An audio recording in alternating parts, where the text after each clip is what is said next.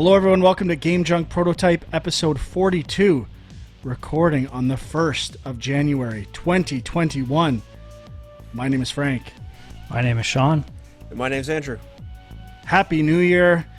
It's going to be a big one. We're officially in the next console generation. We're going to be talking about not much really, to be perfectly honest. Sean has something he wants to get into. I can't say what it is. I refuse to talk about it. We're going to get into a little bit of junk mail. And of course, we'll be talking about what we played. How are you guys doing? How's your New Year? Oh, doing pretty good. I didn't do much, obviously, for New Year's. Just watch some movies with the kids. Let them stay up till midnight. May not have been the best decision. We'll see how things go tonight. Whoa. I slept through New Year's. I fell asleep at around 6:30 p.m., 7 p.m., and I woke up slightly after midnight. Wow. I was awakened by, or is awakened? I don't even know. By fireworks going off, and I'm like, oh, I guess it's midnight. So, very uneventful New Year's Eve for me. How about you, Hawk? Same. Sat around. I watched some sort of cooking show on Netflix for 4 hours before New Year's, and then went to bed at 11:30. It was excellent. And then also was woken up by fireworks shortly after. It's weird. When you don't celebrate New Year's Eve, it doesn't even really feel like a thing. It's just another day. People were calling me and texting me. I didn't even realize what was going on. But we're there. We're in 2021. Just an arbitrary number and date assigned by humanity. I was thinking about this. We should commission it to switch it to like the winter solstice. At least that means something, right? Let's change it. Well, we do have a winter solstice. Oh, like I know, but like have a big day. Yeah, a big day of it. That's midwinter. I'm down for that. All right, Sean. Not a lot of news to talk about. Not much, no. I'm going to leave the room. You go right ahead. I actually have an Apple support chat going as well here that's been going on for an hour. Well, you might want to listen in because something I wanted to bring up actually relates to Apple. But the only news story that has come up, and some people have requested we discuss this, Frank is fuming. He's so angry he won't even address it. The KFC console, or KFConsole, however you want to pronounce it, is I like PF thing. Console. The what? Like PFK, poulet free. Yeah. Yeah, in Quebec, for sure. So apparently KFC has a gaming console they're coming out with, and I guess they announced it earlier in the year, and everybody thought it was a joke, and now they've actually kind of unveiled what it looks like. Let me see if I can share my screen here and give you a little taste of what it looks like. But, the thing with this is that apparently it is set up in such a way, it's kind of a low-resolution picture, but the basic idea is that all the heat that is generated from this game console goes into this little area. I don't know warming what you call it. And it's some sort of slot that you can put your chicken in to keep it warm. And obviously this thing went viral and everybody's wondering, is it real, is it not real? Apparently it's real. Like, it's kind of just a PC that's been modified a bit. I assume it will just play PC games, and they've said that it does 4K, it does 240 frames per second, but the actual technical specs I don't think are out there from what I've seen. Obviously, I mean, I don't know. I don't think anybody's buying this thing. If they are going to put it out for like some sort of really cheap price, just to sort of advertise for KFC in some way, maybe some people might be interested in it, but I don't even know what the hygienically speaking, putting chicken inside your game console, I have no idea if that's even a good idea. But it did start me thinking about some of the weirder game consoles that have been out there. And I remembered, so I thought to myself, wasn't Atari supposed to release something? And I guess they are still releasing a console called the Atari VCS. It got delayed last year because of COVID, but it's still supposed to be coming soon. I don't really know too much about it, except that it's apparently super overpriced because all it really is meant to do is play old Atari games. And, yet it's kind of in line with some of the current gen, or I guess last gen game consoles. So there's that. But then I was looking at some like older stuff, and I had never heard of this. Frank, have you heard of the Apple Pippin? I feel like I've heard the name. I do have. I know I said I wouldn't talk about it, but before we get to the Apple Pippin, the reason I won't talk about this is it's only designed to be talked about. I'm sure it's real. I'm guessing there's about, who knows, how many are they going to make? 100, maybe 300, something like that. This happens all the time. It's only existing for people to talk about it on podcasts or whatever. And that's why it shouldn't be talked about. You're just doing what they want. It's absolutely an advertising scheme. But I mean, I find it strange that you are not interested in collecting this thing because A, it probably will be exclusive and hard to find in some capacity. And B, you are all about the Arby's jigsaw puzzles and meat sweats. Sweaters. So, why not the KFC console? Well, because maybe there are fast food podcasts, which I probably need to start listening to, or sweatsuit podcasts that talk about those things, or jigsaw puzzle podcasts. I probably would be interested in all three if they existed. They're three of my favorite things. But, it is just a marketing thing. If we want to talk about it as a console or whatever, there's really no conversation to have unless we're talking about those specs of a PC. I'm not giving KFC nor PFK the free advertising, and it's I can't believe you fell for it. It's clickbait bullshit, and cluckbait. It's cluckbait. Hashtag cluckbait. I'll add that. I'm not interested. But the Pippin, let me look it up. It sounds. I can share an image with you here. I totally thought, Frank, this would be right up your alley too. With your what was that thing you got off Kickstarter? Yeah, the Ouya. The Ouya. Well, at least the Ouya was trying to be legitimate. Like there was an idea behind the Ouya. It didn't work that great, but I mean, I could get behind that as trying to do something new, and it wasn't that expensive.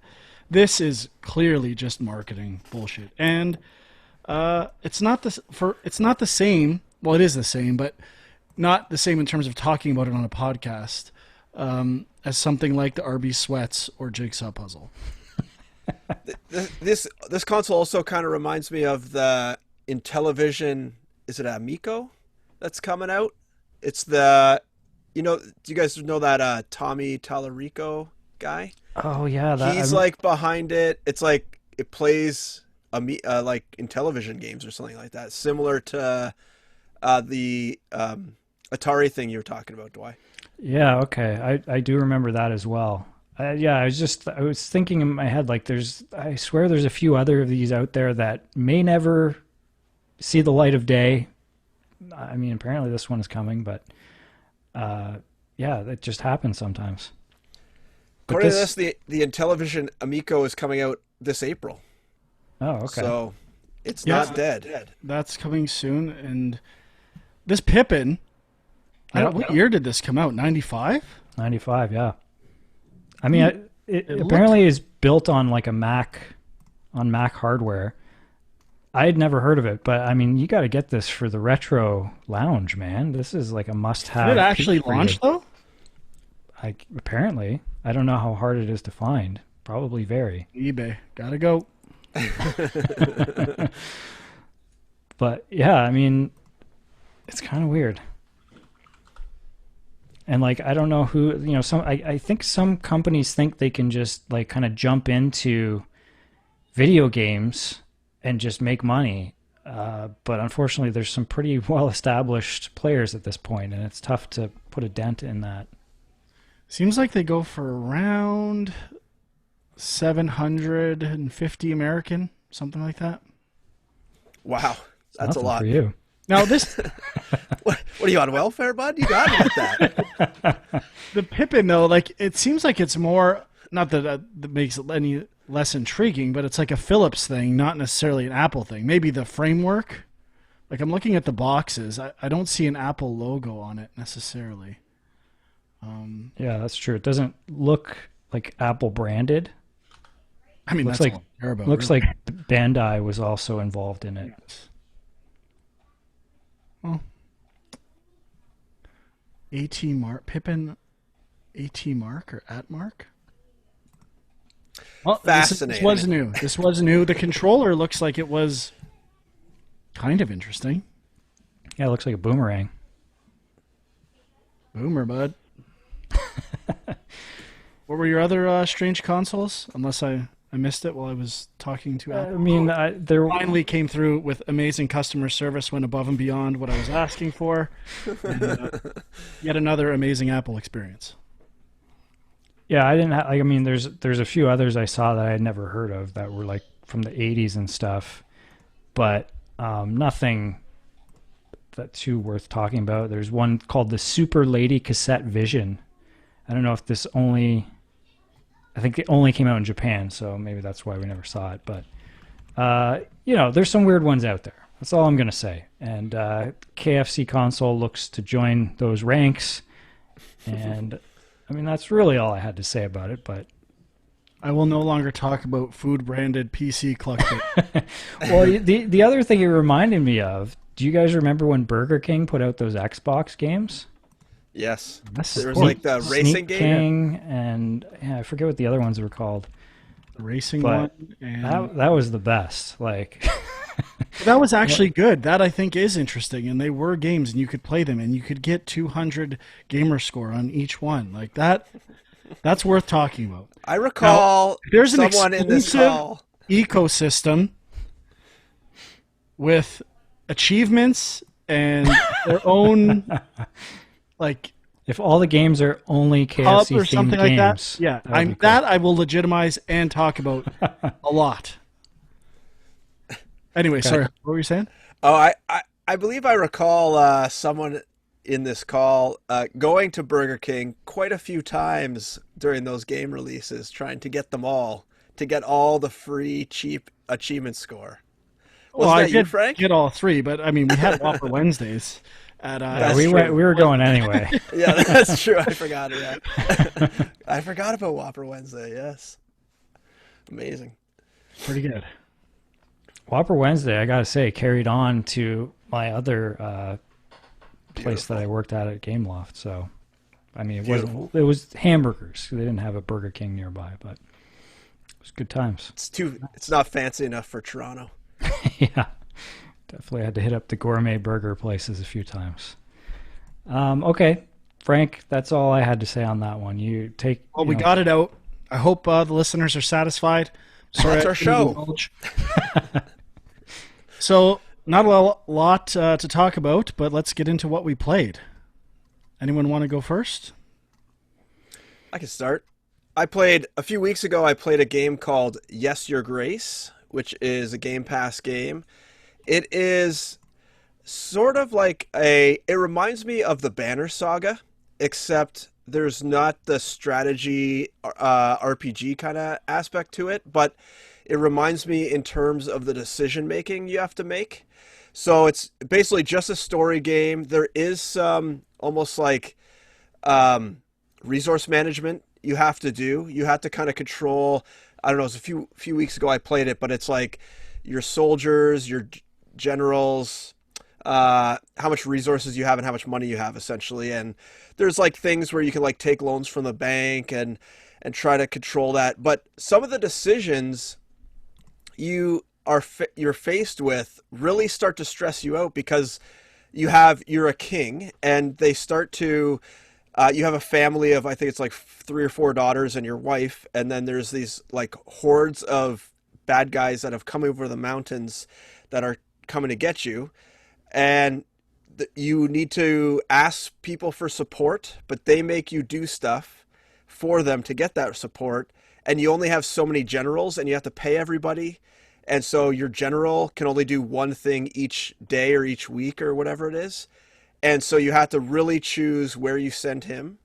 And also, you start having to make decisions that involve like wedding a daughter off to one of the people you meet to try to get their followers. And then there's a little twist that happens in there. So the story was really interesting, but I was getting really stressed out playing it because all the decisions I knew, just like the Banner Saga, they were going to come back to bite you somehow. And you could see how it was just getting ready to just steamroll into just a giant disaster down the road. And so I played it for a couple hours and did really enjoy it, but it almost was too stressful for me, and I decided to just step back. But if anyone's out there listening and is interested in this sort of like a story decision game like the Banner Saga, I highly recommend Yes, Your Grace. Games that are too stressful. I don't know about this. This is Give it a try. unprecedented territory. You got to relax, bud. I do. I thought I was high strung. Anyway, I can understand it. I mean, that's how I feel about RTS games. So, you know, something where you have like a lot of things you're trying to manage at John, once. I don't want to nitpick you. I think you might mean TBS, maybe? TBS? Turn-based strategy? Like RTS, do you have time to stress out? Like, or do you mean in between rounds when you're picking upgrades? Turn-based, you have time, man. Yeah, you said take RTS. Yeah. Real-time strategy. Yeah. Like StarCraft. You don't have time to think. You got to react. It's all about actions per minute. That's what's stressful. You don't have time to think. Like you're not allowed to pause and think, what should I do? You know what I'm saying, right? No, I have no idea what you're saying. I'm totally on Sean's case. The decision-making element that you're stressed out about, I could see that in a turn-based strategy game where you're deciding what to do.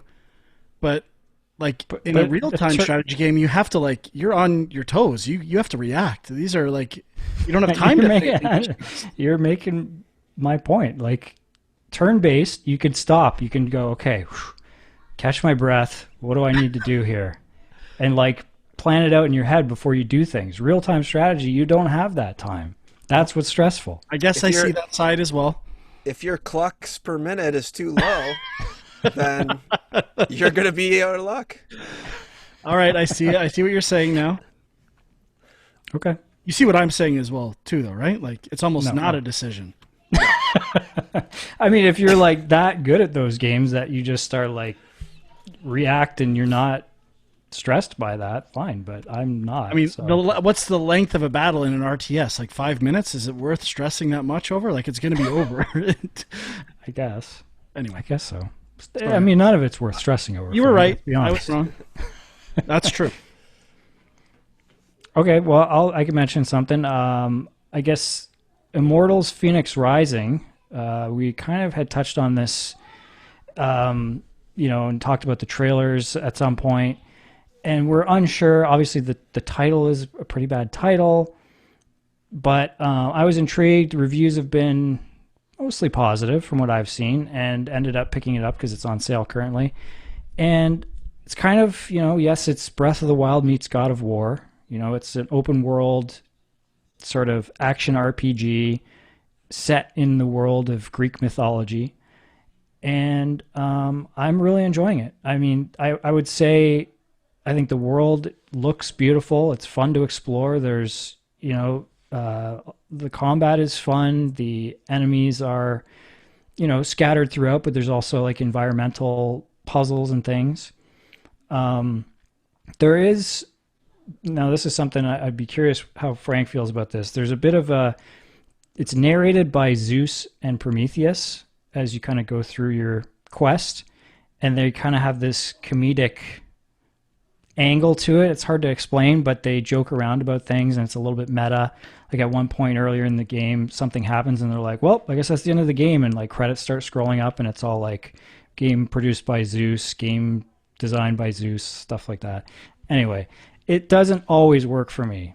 So I will admit that aspect of the game is a little bit hit or miss. It's like tongue-in-cheek humor kind of thing. Yeah. But the character designs and animations are a little bit kind of generic. Not loving that stuff. But my other complaint, and I think Frank had something to say about this with some other games maybe, but the controls are weird. Like all the attacks are on the shoulder buttons, and your dodge is on the square button on PlayStation, and they're not a button mapping that I'm used to, especially like with other games I've played recently. So I'm constantly hitting the wrong thing, and you do have an option to remap controls, and I went in to try to do that, but the problem is there's certain functions that map multiple things to one button, and I can't explain it, but when I just tried to remap the way I wanted it, all these buttons were conflicting with things, and I was like, okay, I guess I can't do the mapping I want. Well, I'll defend the game a little bit, because it's not that I agree with this necessarily, but the combat or attack buttons being on the shoulders is pretty commonplace these days, I would say, ever since Dark Souls, and I mean almost every action game except for a few, well, I'd say it's probably half and half, have adopted that control scheme. Yeah, well, I mean, I wouldn't say that that's sort of a standard yet, but I mean, I know it's out there, and I've certainly played a few games that do that. The thing that really has bothered me is the dodge, wanting to remap the dodge to a different Dodge on button. square seems really weird to me. But I will say, so I'm not going to say much about the game other than I tried it, but Neon Abyss was the game I was talking about, and I'm not alone with my complaints with that. Jump is on the left trigger, and it has remapping, but it will not let you remap jump. It will let you remap everything but that. And I'm like, what is going on here? It's the only thing I want to remap in your game. Like, it's, and not everyone, a lot of people are saying the same thing. So it's not that it's a bad thing necessarily. It's just, I'm not going to play it right now because it's going to ruin me for every other game. And it's just going to deprogram whatever habits I have. And I hate when games make me do that. I absolutely hate it. Yeah, I mean, I'm kind of in a point right now where I'm jumping between a few different games, and that's where it's kind of tripping me up. If I was just going to focus on that game, then I would get used to it, and I'm sure it would be fine. But, yeah, what are you going to do? Yeah, I'm still curious about that game. I think I might wait for even a bit more of a price drop. I think that'll be coming in soon. Okay. What is this? What type of game is this Neon Abyss game? Sean, can you let me It's share? it's a roguelite, I think I just did. kind of Okay. 2D shooter, I would say. Okay, let me fire it up because I actually have no idea. It's on Game Pass. Oh, is it? So I'll start talking next. So the reason I tried that game out is because I've been playing ScourgeBringer a lot, and I mean a lot. I've been playing it all week, and I'm getting frustrated because I'm trying to get the hardest achievements in the game, and I'm just not getting there, even though the combat is amazing to me. Now, as I've played it for probably 30 hours at this point, I'm getting into stuff that is starting to annoy me about the game, like very small stuff that you would only notice if you're trying to get achievements, but starting to get on my nerves, but it is close to like a Game of the Year candidate for me. I am absolutely loving the combat in ScourgeBringer. I know I talked about it already. I'm going to talk about it some more. The combat and locomotion is amazing. I can't get enough of it. But it definitely has made me realize, not that I didn't know this, but it really made me realize how much I love roguelites.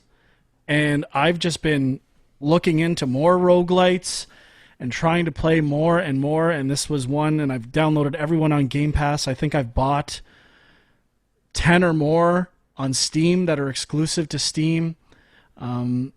This genre, I just love it, and I can't get enough of it. So I'm going to be talking about a few roguelites I've played this week, but mostly I've played ScourgeBringer, but another one that I've gotten back into, and I purchased on Steam to start over again, is Hades, which is won Game of the Year in many places, including IGN. And I think, Huck, you've been getting into this game as well? Yeah, I played just like 2 runs, though. I didn't play it very much, so... Okay. I wish I had time to play it more, but I haven't yet, so... And I am loving it. It is an amazing game, and the combat is actually, I don't know which came first. I know they were both in early access, but it is a nice transition between ScourgeBringer in this game. They're very similar, different camera perspectives, but like the pace and just general style of the combat is very similar. But I mean, the polish level of Hades is ridiculous. Like the voice acting, I absolutely love. The artwork, which we're seeing on display now for the characters, I think it's amazing. And I suck at it right now. I cannot get past the first boss, but I am, excuse me, I think the choices you have to make, how it tells you, like gives you options for the next rooms, basically what kind of reward you want to go for in the next room and risk reward elements. I think all of that is great decision making for a roguelite. And I mean, Dusa. I just found Dusa. I love Dusa. The Medusa head in Hades. Like, I just love the world of this game, and I'm sure that's nothing new. People are saying that already, but hoping to play it some more over the next week or so, but a lot of variety. I mean, I've only experimented with one weapon, maybe. If there was a criticism that most people have for ScourgeBringer, I would say it is a lack of variety in terms of playstyles and weapons and stuff like that, where although the guns are kind of different, but I mean, you can really make a lot of different types of runs in Hades, and I got to play more roguelites. It's the most addictive genre. The cliche of one more run is so true. I always find myself saying one more run. And the great runs where you like get an awesome combination of relics or blessings, whatever the game is, and buffs and stuff like that, it is just like so satisfying to have an amazing run. And I'm going to be playing more of them. I really can't get enough of them. It's quickly evolving to be my probably favorite genre right now, even though I guess, is it really a genre? It's like a subgenre for sure, but I mean, there's different... I would say it's a genre. For right, sure. But like there's action-based roguelites, there's strategy-based roguelites. It's more like a qualification or a design, I don't know, template or something that you can apply to any genre. But anyway, let's not split hairs over that. But another one I haven't played yet, but I did tell Sean about, and it's right up his alley, although he denies it. He really won't accept anything I tell him anymore. And I had not heard of it. It's called World of Horror. And it's like this crazy kind of, it looks like a story-based Japanese horror, neo-noir roguelite. And I bought it. It's in early access. I haven't tried it yet. But Sean, you got to check this game out. People need to, like, it's right up your alley, even though you say it isn't. I showed it to Huck without you even being there. And I think he said, "Oh my God, this is right up Dwyer's alley." I think was the exact quote he said. And I'm interested. I'm not going to say I'm not interested.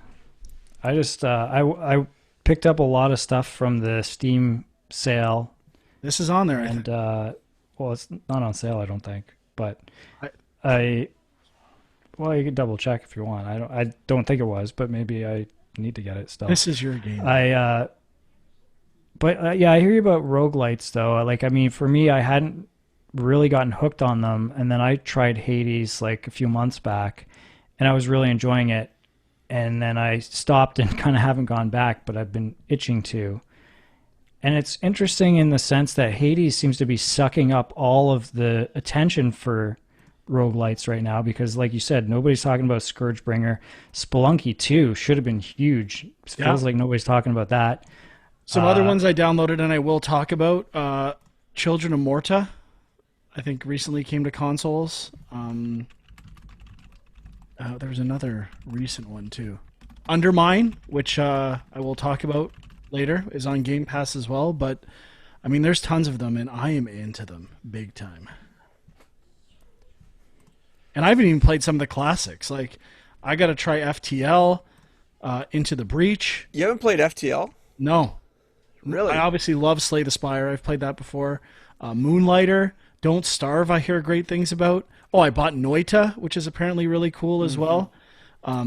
Dicey Dungeons is one by the creator of VVVVV, I think. And, Yeah, Terry Kavanagh. yeah. So I don't know if anyone else has any recommendations. Oh, Darkest Dungeon was free on the Epic Store. I haven't tried that one yet. Play that one. Play that. FTL. You'll really like Into the Breach because there's a really neat strategy aspect to it. Won't be too stressful.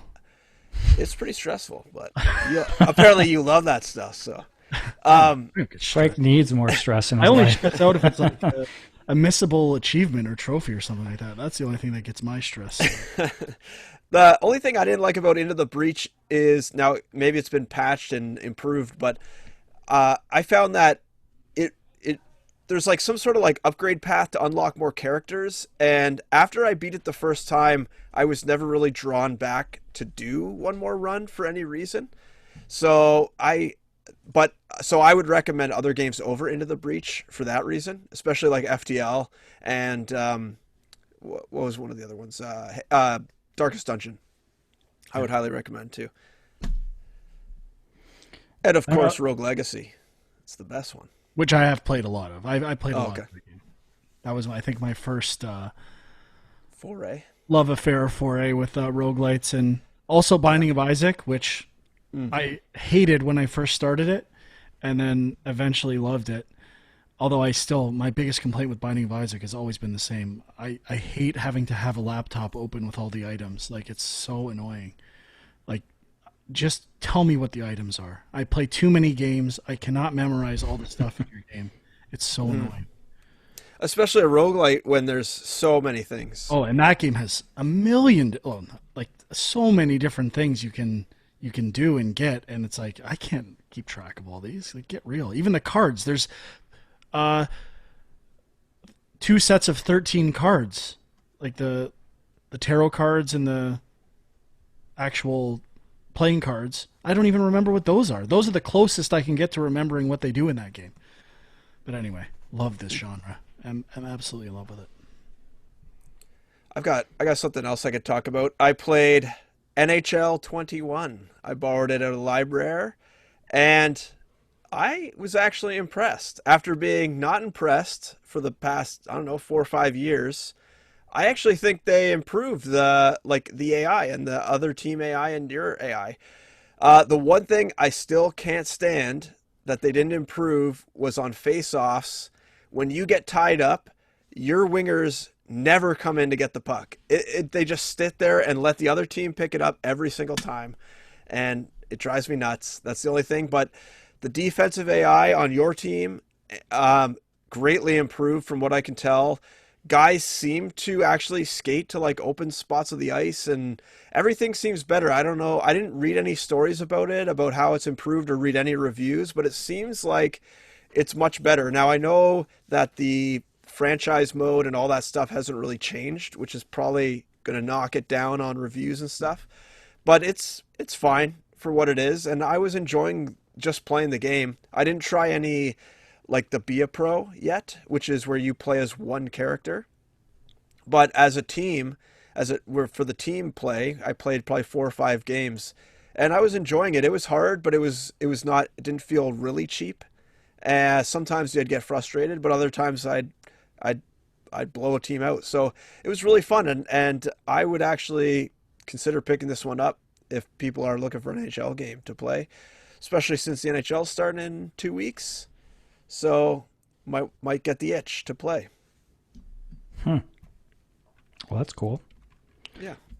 I got something I can kind of piggyback off. I mean, Frank, you mentioned briefly Binding of Isaac, but got to talk Super Meat Boy Forever, which just came out this past week. I bought it and did try it, but not much. Yeah, so same developer, or one half the development team, I guess, of Binding of Isaac. So this one has been in development for a long time. I was a big fan of the original Super Meat Boy.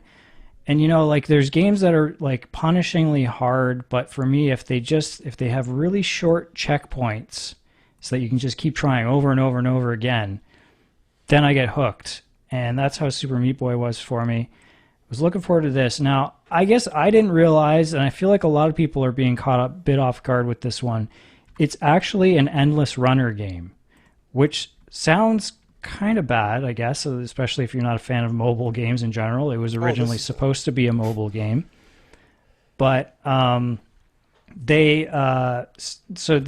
released it for consoles, and it is an endless runner game where basically you know the only buttons you have are jump or duck, and then you can do like a dash punch thing in the air. But I gotta say, just with those buttons, I was pretty impressed with the level design and just how kind of hooked I got on the game.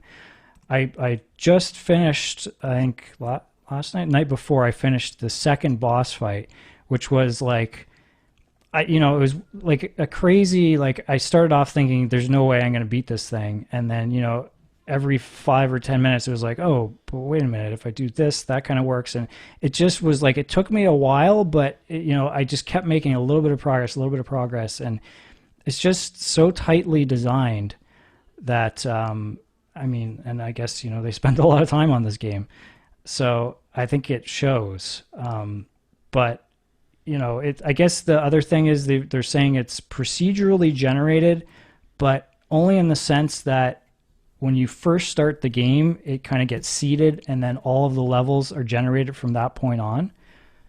So your experience of the game will be different from someone else's experience of the game, but each of the individual sort of building blocks of a level are sort of handcrafted. It's just how they are put together is kind of randomized, I guess. Kind of an interesting idea, but maybe frustrating if you're kind of stuck on a section and you're like, how do I get past this? And you go to look it up. I don't know how that works because everybody's different. But I'm really enjoying it. I could see maybe there might be a point where I'm just like, this gets too hard for me and I give up on it, but we'll see. Yeah, it's a game where I think I need to put more time in because I was not a fan of initially anyway, the running up walls. Like, that felt really counterintuitive to me for how you wall jump and navigate that stuff, which a lot of endless runners have those kind of concepts. Like, I remember, what was the mobile Mario game called? Super Mario Run, I think. Super Mario Run. Yeah, it had some stuff like that too, and it just takes a while to get used to. So it was another case of I don't want to deprogram to play this game unless I'm going to play it for a while. Yeah, but if you think that there's not a lot that can be done with endless runners and they're just kind of like jump over obstacles and that's all they are, you might be surprised. Like, go check out the Rayman games on mobile as well. They're pretty cool. Yeah, some of the video Huck was showing, although it reminded me of some of the levels of Rayman Legends, but art-wise as well, the silhouette levels, but that was kind of influenced by Donkey Kong Country as well, to some degree. Anyway, next roguelite I played is Children of Morta, which I had not heard of at all, and it is on Game Pass, and it is amazing. I love this game so far. You're basically playing through as a family. There's, like Hades, some story elements. There's a narrator, and you're playing as this family that has a house in this fantasy setting. I love the art style. It's like this highly detailed, pixeled art style, and you are, basically going through this family, going into these dungeons. It's a bit of a dungeon crawler from that perspective, with a roguelite twist. But as you progress through the game, you unlock different family members, which each have different play styles. So you start with the kind of barbarian type father, I think, and then get into the daughter, I think, and son, and they all have different play styles. And they each have their own skill tree, but they have skills that... was that the infamous "just one more run" quote in the video there? Yep. Of course. But you unlock skills on each character's tree that actually apply to every character. So you're encouraged to try different playstyles because as you level up every character, you build up skills for everyone across the board. And that's kind of how the story progresses, unlocking characters. Anyway, it's really neat. It's got some cool mini games. I think Sean was watching me play, and there was like a Pong one in terms of getting random relics and stuff like that. So some cool or micro design ideas in there as well. Is probably a better way to put it. I think that was actually when we were streaming it on Twitch. The video might still be up if people want to go Oh, okay. check it out when we were testing it out. But yeah, I'm apparently as co-op. Unfortunately, only couch co-op. Sean said there might be something on Steam, but couldn't really figure it out. But I think it's extremely cool. I've not heard a lot of people talking about it. I'm really digging that game. It looked really neat when you were playing it. I installed it because we thought maybe it had online multiplayer, but it does not. It's only local. But it definitely looks like a game I'm interested in checking out. You're scratching my roguelite itch with all this. Oh, there are some good ones, and I can't wait to dig into some of these because it's just an amazing genre. Yeah, I don't know if this is a good time to mention that we did do some streaming tests on Twitch, and we're looking to stream some stuff in the near future. So I guess if you have suggestions of games, I mean, I'm a little unsure, like, what would be better. Like, we could do it in that we could each kind of show off a game we're currently playing or something, or we could pick a game that maybe is has a co-op campaign that we could all play through together or something over a few sessions. That could be fun too. Obviously, we've talked about A Way Out, maybe. I'm assuming that's a reason for the popularity of roguelites as well. Like, they're a good streaming game because, like, you start a new run and there's like a embedded story. Like, the narrative is kind of emergent narrative, player-based stuff where it's like each run is its own story. So I think those are really good games for streaming because it's obviously random combinations of things that yield interesting results. And I think they are cool streaming games. And the procedural generation of the dungeons obviously make it unique kind of every time you tune in. Yeah. So I could talk about a game I played. I got 2 left. Murder by Numbers is a game I picked up in the Steam sale. And it is now I didn't realize this was a type of puzzle, but a pick cross puzzle. Oh, yeah. So I didn't realize that at the time. I'm intrigued. I used to play Picross on... Yeah, so it's sort of a combination of visual novel meets pixel hunt, and then this pick cross puzzles. So I had never actually done a pick cross puzzle before, but it kind of interested me because of its similarity to like a Sudoku puzzle. And I've been really enjoying it. I probably put in 20 hours trying to figure out these puzzles. Wow. Yeah. Well, maybe not actually. I left it on a few times, but that's what Steam was telling me. It's up to 20 hours. Juicing his Steam number. When you got the kids, they call you away. You gotta go deal with stuff, But I've been really enjoying it. The story aspect is a little long in the tooth with the storytelling. So I was really into there's 4 cases in the game, and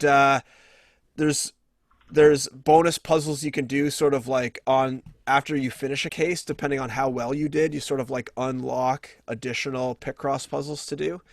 But I was thinking this would be a really neat game to make because they basically take a picture of an item and then they make that into a pick cross puzzle. So once you come up with the algorithm to convert a JPEG or something into a pick cross puzzle, you could technically make a ton of puzzles really easily. And but they came up with a bunch of neat little story arcs. Some of the stories just go on too long and there's too much dialogue for me. So I'm finding now that I'm basically just rapidly clicking through all the dialogue to get to the next puzzle, because the puzzles is really what I'm playing it for, not necessarily the story. So in this type of game, I'm sure they're doing dialogue to try to lengthen it out to get the playtime up, because there are only 4 cases.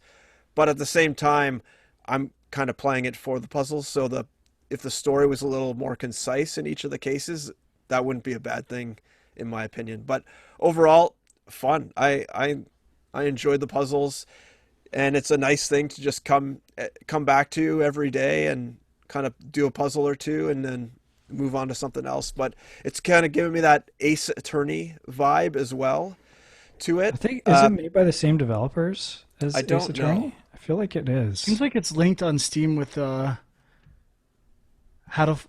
do you pronounce that game? Hatoful boyfriend. Oh, Oh, okay. Yeah, Hatoful? I don't even. How do I'm you not sure. Okay. How, Yeah, I don't know either. full. I actually picked this up on the Switch because it was on sale on the Switch as well, but I haven't tried it yet. Switch. Yeah. I'm actually buying stuff on Steam now. I bought it's got to be the new gaming chair. It's like, I got to Well, I didn't talk about this either, but I have to say, this is actually an influence on me playing and buying stuff on Steam. The Series X controller. I know everyone says I'm a PlayStation fanboy. The more I play PlayStation 5 and Series X, I'm giving the edge to the Series X controller. And I loved the DualSense at first, but the more I use it, the triggers are actually... I know you can decrease the haptic feedback, but even with decreased haptic feedback, I'm not a fan of the triggers. But the Series X controller has just kind of minimally improved everything, where the grips are amazing on the triggers and underneath. Like, it's such a small touch, but it makes a huge difference. Like, I love the grips and the D-pad. The D-pad is friggin' amazing. It is so good. And I now have 4 Series X controllers. I'm fully invested. Whoa. Every version. It is the best controller. One for each limb. I still, well, current controller, exactly. I think I like the DualShock 4, but of the new consoles, the Series X controller is fantastic. So I've been enjoying using that to play some stuff on PC, and yeah, I love that controller. Absolutely amazing controller. On sale right now for Boxing Day in Canada if you need to pick one up. Anyway, I can't even remember what I interrupted. Oh, just we're talking Steam sales and Steam games. Yeah, I don't think you interrupted anything. I'm going to buy that Murder by Numbers game, I think. Not on the Switch, thank you. At least, at the very minimum, I can get Steam achievements, even though they're meaningless. Well, okay, hang on. Before you get your hopes up, there's only 4 Steam achievements, and it's only for completing each of the 4 cases. So it's literally just like play the game and you get the 4 achievements. I can live with that. It's Okay. better than I thought- absolutely nothing on the Switch. I see. Okay. I just wanted to make sure you didn't have high hopes for like a big long trophy list. That's okay. Okay. I've got one more. I don't know if you guys have anything else. I have another one as well. Okay. I don't know I which could- game it is. Well, I just went. Go ahead. Okay. So Andrew James had recommended in the roguelite department in the comments Undermine, which is also on Xbox Game Pass. And I checked that out. I probably put a couple hours into it. It's a roguelite dungeon crawler. I guess the twist with this one is it's got jumping, which is rare for an orthographic perspective. But Well, this is not isometric. orthographic. Sorry, isometric. Yeah. This is not isometric. That's what I meant to say. Okay, it is orthographic, right? Isn't orthographic like directly Yes, you're right. top down? Yeah. This is isometric. No. Isometric is like on the angle, like Hades. This is on an angle, though. Yeah, it's kind of on an angle. Oh, maybe. Well, I'm talking like Somewhere in rotated 45 degrees, like Hades. Anyways, we're gonna have to I think continue. either one is isometric. I really but anyway. I really should know which one is which. I thought I did, but maybe I don't. Yeah. Anyways, continue. Anyway, it's a really cool roguelike. It's not wholly original, but I like the art style. It's kind of fun. Not the best one ever, but it's I don't know. It's got its own little thing going on, and it's worth checking out if you're into the genre. It's got a throwing mechanic with the pickaxe that is kind of neat. I like the art style. It's really it's hard to go wrong with this genre as long as you bring something like somewhat original to your take on it. I guess this one is kind of inspired in some ways by old school Zelda, like with the throwing element and stuff like that. It kind of feels like the boomerang. Well, even the characters are kind of dressed in that kind of Link green. Yep. So definitely worth checking out. I'm liking the game. just to fact check the term isometric, according to this, so isometric is anything where you're putting the play space on an angle so that you can see things that wouldn't be seen either from side view or top down. It's not necessarily 120 degrees, which is like the official isometric. It could be any angle. So Undermine is isometric. I think so, yeah. Pac-Man is orthographic. I don't know about that. Didn't look up orthographic. I'm going to say no to that. Okay. I think it has to be on an angle. It's like Hades. It is on an angle. It's on a slight angle. It's just on a different angle than Hades. Not like camera down, but the world is rotated. I can see pillars that I would only be able to see the very top of if it was orthographic. Oh, orthographic is literally like yes, like the Kubert style angle is what it says. I don't.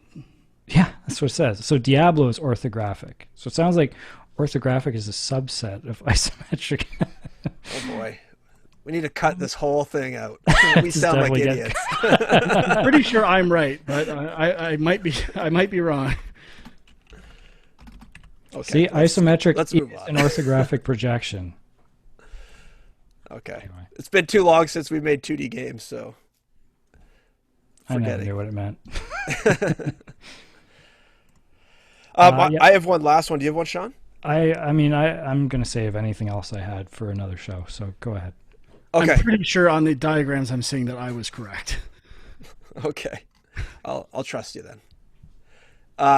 My last one I played was called Call of the Sea, which is also on Game Pass.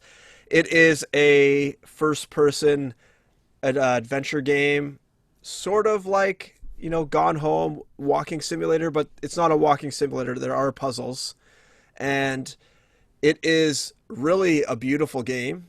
The art style is really nice. It's basically, I think you're set in like the 1920s or the 1930s, and you basically are going to this island to find out, I believe, where your husband went. He was on some expedition and he disappeared. So you are now on this island looking for your husband and the rest of the expedition. And as you progress, there's like evidence of some sort of, I guess, indigenous tribe on the island that has set, not traps, but there's little puzzles for you to solve to like open gates and things like that. And then as you progress, you find like weird artifacts and there's more puzzles related to that. And overall, it's fun. I think I'm about halfway through it right now and I'm enjoying the story.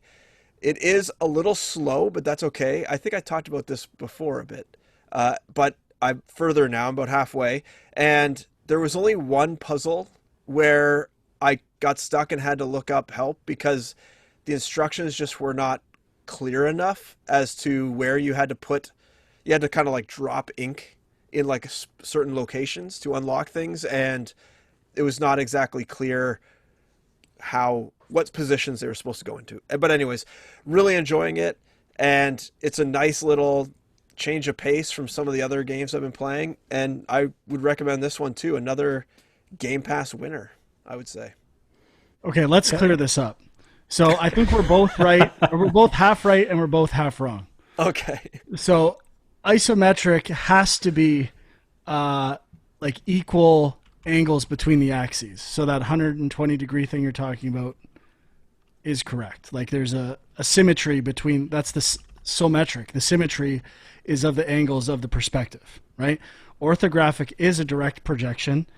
I don't know what in between is. I think it's just perspective. It's a perspective camera. Yeah. But the thing I saw said that isometric in games is kind of used even if it's not 120 degrees. Yeah, so it may not be officially that, but people still call it that. I think Undermine would just be a perspective camera. It's nothing fancy. It's nothing. I think so, yeah. It's kind of like a typical Zelda 2D camera. Definitely Good. Zelda. Glad we cleared that up. Until someone says we're actually wrong. I just wanted to mention real quick that I did play a bit of that game you just mentioned there, Huck. Oh, Call of the Sea. Yeah, and I liked it too. I was kind of just threw it on and didn't really expect to get pulled into it, but I was enjoying it, and I played a bit more of it than I thought I would.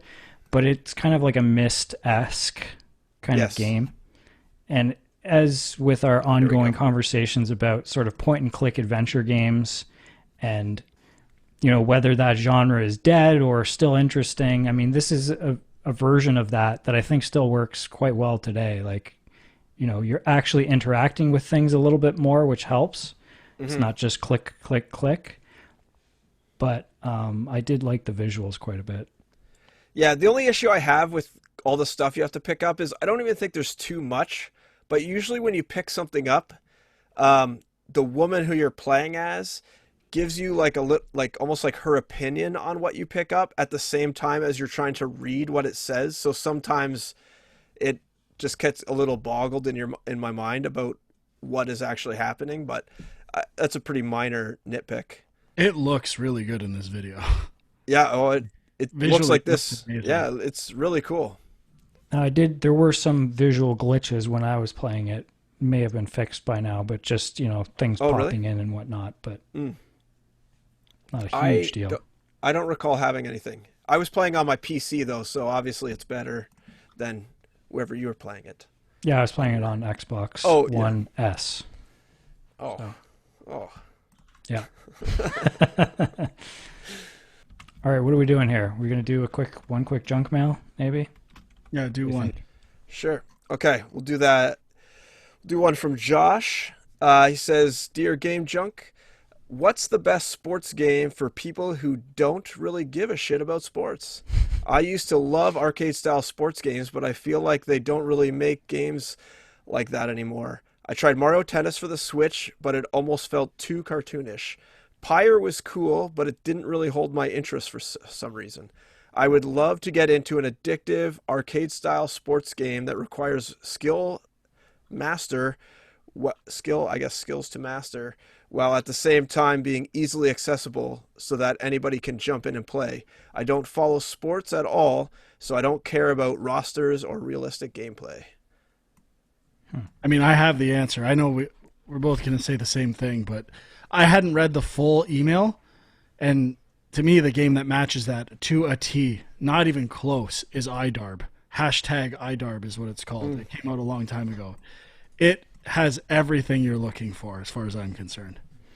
Yeah, it's kind of almost a parody of sports games in a way, but it is a sports game. It's just not. It's like a made-up sport, right? Like, what's the goal? You're just trying to score in a net. It's kind of like a mix between soccer, football, and basketball. But it's its own thing. It's definitely the one you're looking for, I think. I was going to say Rocket League, which is kind of like cars and soccer mixed up in a 3-on-3 online match, and it's really fun. I know the guys at Pixel Knots are probably still obsessed with it. I years ago, Vince had like over 2,000 hours on that game, so I don't even want to know what it is now because they used to play every day. He's very good. He's very good, yeah. But that is the exact game where it's easy to pick up and try and be decent at, but then to master it, there are really some nuances that you can get with your skills that you would never know about. Also, there was this game. It's not really exactly what you're looking for, but Lonely Mountains Downhill, which I believe is on Xbox Game Pass. It's basically you're riding a bike down a mountain, and it's physics-based, so there is some skills to master with how your bike controls, but it's a fun little arcade. I guess it's kind of sportsy, and it's a fun little option, I would say. Yeah, I think I tried that. This game Sounds kind of familiar. Trials influenced, which was also a Pixel Knots fave. Mm-hmm. Yeah, Trials is good. So I had a couple quick things. I mean, they may not be exactly what he's looking for. I was going to mention this Blaseball game. Have you guys heard of this?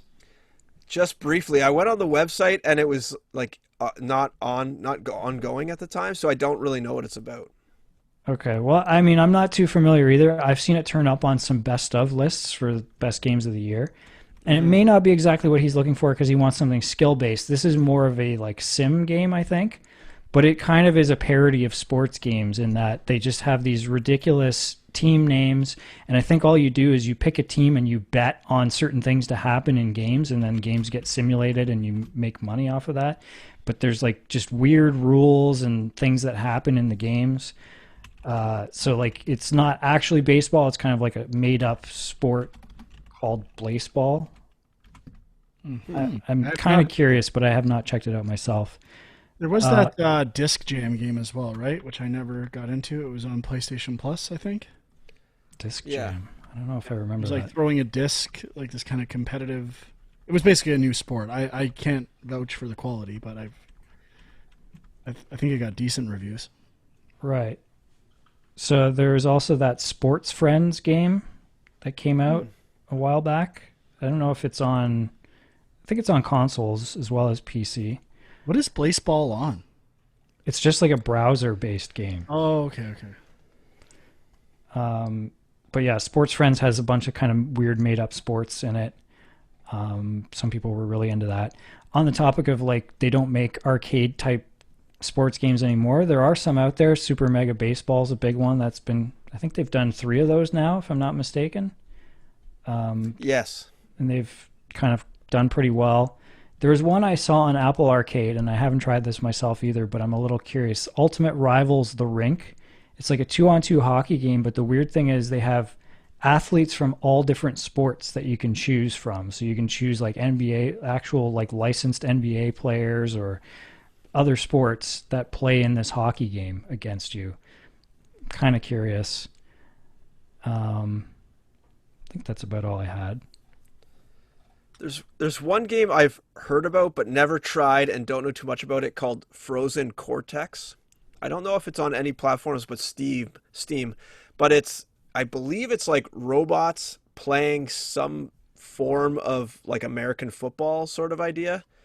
And I've heard about it, but I don't really know anything about it. So I can't really say one way or the other, but it might be worth something to check out. Yeah, I hadn't heard of that.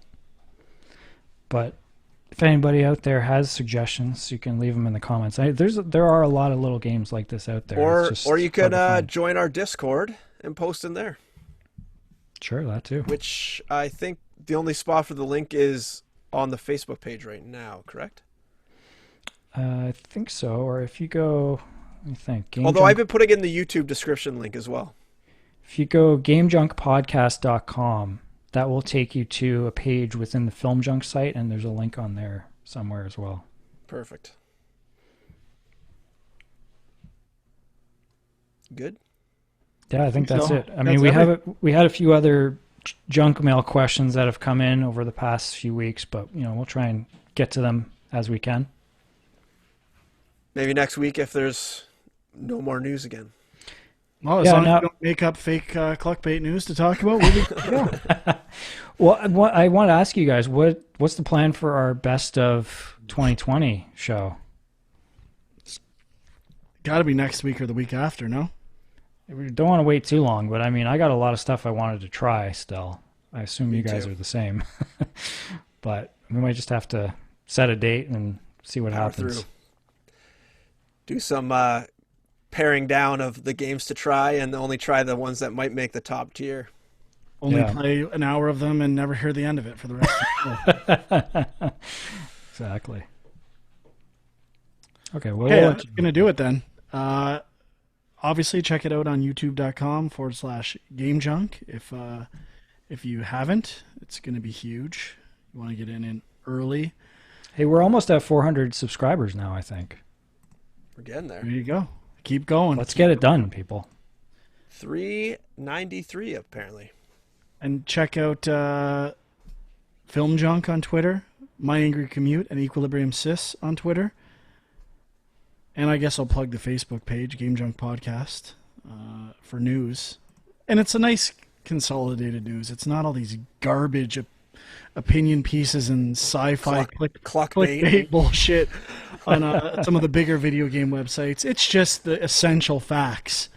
Although if the KFC console was posted, which I'm pretty sure it was, I'm going to have to lobby for some editing there.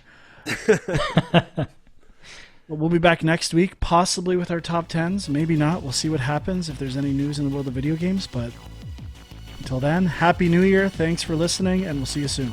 Bye-bye.